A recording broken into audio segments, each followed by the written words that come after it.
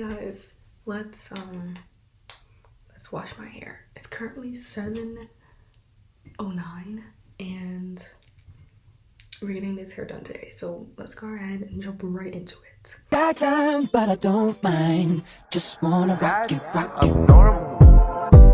What can I say? So the first thing, I already got my products I'm gonna be using this morning. I'm going to detangle my hair because it needs it. I'm gonna be using, this is full of hot water, and then I have my rosemary water in this bottle. Yes, I know it says black castor oil water, but we filled it up with rosemary water, guys. So, and then I have another spare jar just in case if I run out. Look how cute, look how good that looks. Like, oh my gosh. Anyway, I'm gonna be using this detangle and let it sit in my hair for a while. It's kind of gonna be like a rosemary water treatment. I did the same thing on my rice water when I used that the last time I washed my hair. So it's gonna be kind of like a deep condition, but not like a deep condition. Anyway, let's just get straight into the detangling process. Hey guys, so this is me doing the detangling process, y'all. So the first thing I do always is I split my hair up into two sections, and then I saturate my hair with warm water, warm or hot water. Obviously, guys, the best thing to do is when you're detangling is to saturate your hair with water or with any other of your detangling products, because detangling your hair when it's dry is the worst decision you could ever do.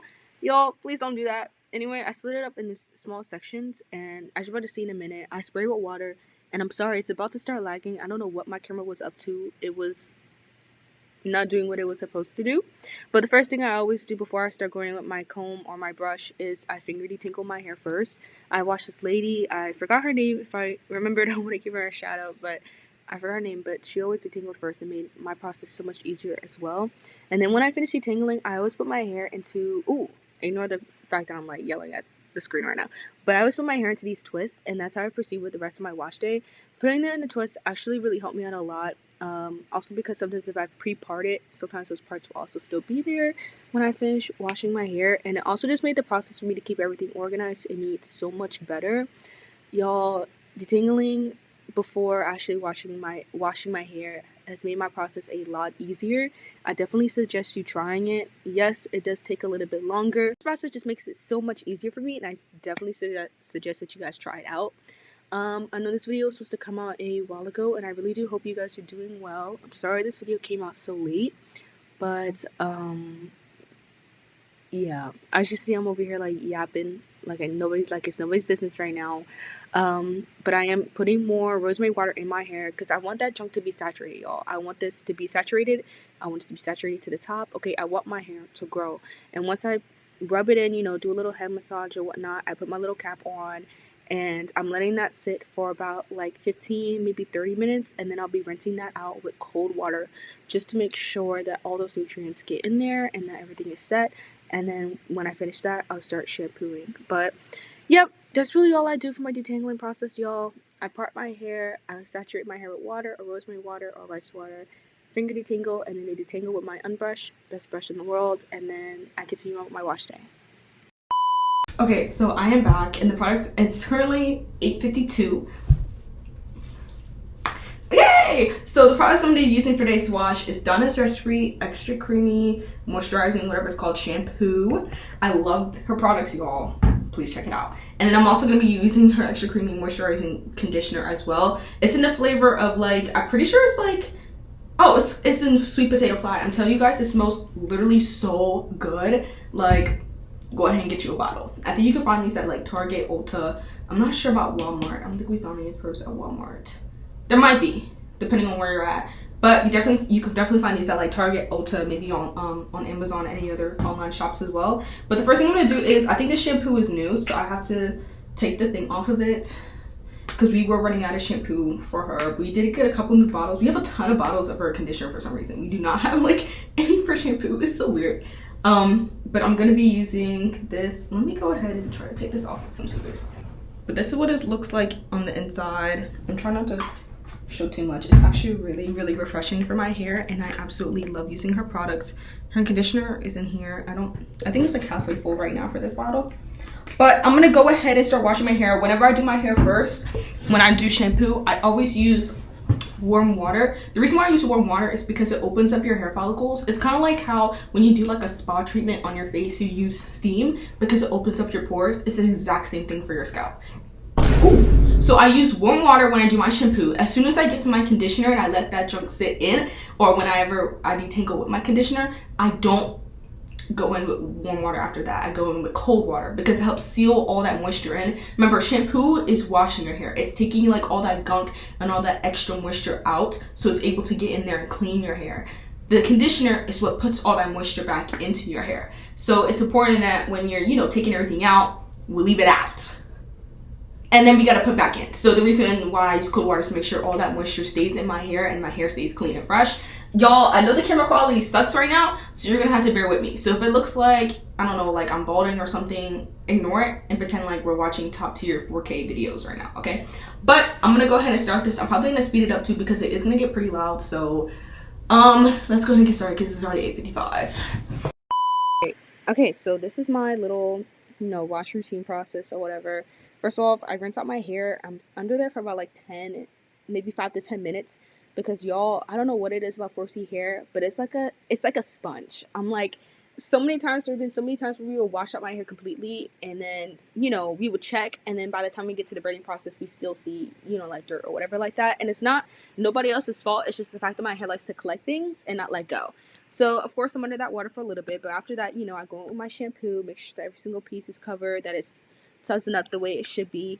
And I do get up a couple times to get up and check to make sure that everything's okay. I'm a little shy when it comes to the portions of my hands, but you know what? Who cares? I'm also want to say that, y'all, the reason why I have my hair in, I think, smaller braids than I used to before is because that day, I'm going to be rev airing my hair. My plan was to do mini braids, and y'all, they actually came out so good. They came out so good, so I can't wait for you guys to see the end of it. But I always make sure I have my hair in smaller sections. It's always really better to do that anyway because it's easier for you to manage. It's easier to get everything out and in all at the same time, so it's also really nice. After I finish my shampoo, I go in with my conditioner. And whenever I do conditioning, I always start off a little bit smaller with the portions, and then I work it from the back of my head all the way to the front.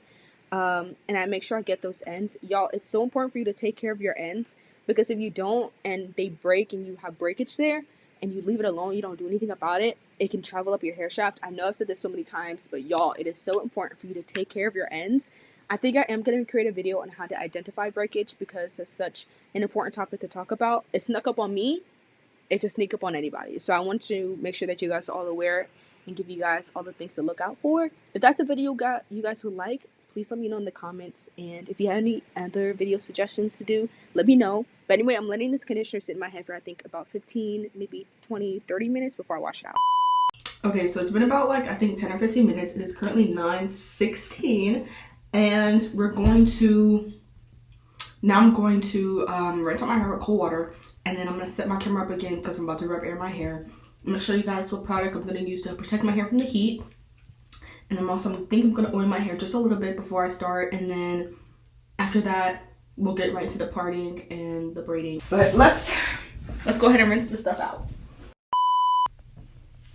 Just to let you guys know, you gotta be a little careful with these types of towels because they can actually contribute to some of your breakage that you're doing. So whenever I draw my hair out, I'm gonna make sure I'm not doing it too tight because I don't want to end up pulling it too much and straining my hair strands. I think one of those, I'm looking a little ghetto. It's okay, it's all within the process. I think another, I forgot of what a good, towel, what they're called. I think it's a microfiber towel are the ones that are really good for your hair. Those ones help reduce damage and also are better with drying. So I think I'm gonna get one of those sometime and review that product for you guys as well. So I'm going to set up my camera and then I'm gonna start doing the rev air. Hey guys, so I just finished the style. I know you can see it in the mirror back there and it probably looks really bad, but don't worry, it's just the way it looks right now. I promise it's gonna get adjusted soon, so it's gonna look super, super good. I know it looks a little like weird on the way my head is shaped, but I'm telling you guys, once I style this and send you guys some videos, it's gonna look really, really good. I'm super, super excited. Like, I'm actually really happy on the way this turned out. It turned out exactly the way I wanted it to. Currently, it is 4:42, and I didn't expect it to take the whole day, but I'm actually really happy that it did. So I was able to take my time and really do it the way that I wanted to. I didn't have to rush or anything like that.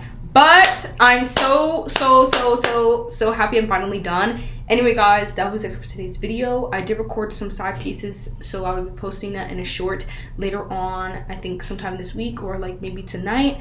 Hope you guys enjoyed this video. My name is Priscilla, and if you want to see me do any other experimental hairstyles, let me know in the comments. Let me know how you guys are doing down in the comments, and don't forget to like, comment, and share with anybody else you think would enjoy my videos, and I will see you guys in the next one. Bye.